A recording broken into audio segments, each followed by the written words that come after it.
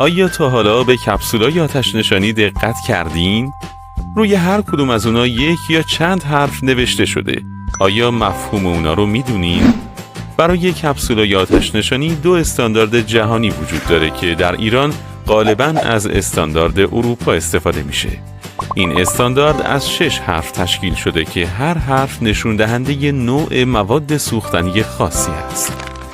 گروه A، مواد خشک و جامدات قابل اشتعال مانند چوب، لاستیک و انواع پارچه که اکثراً دارای ترکیبات کربنی اند و موقع سوختن گازهای سمی تولید می‌کنند.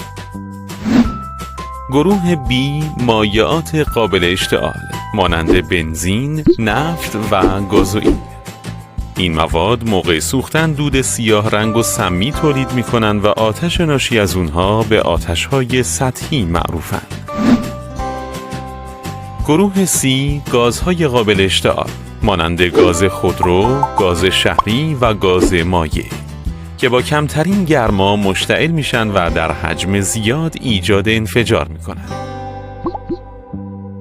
گروه D، فلزات قابل اشتعال مانند انواع باتری و فلز منیزیم که غالباً با آب تو هر دمایی واکنش نشون میدن و در سطح اون ایجاد شعله میکنن.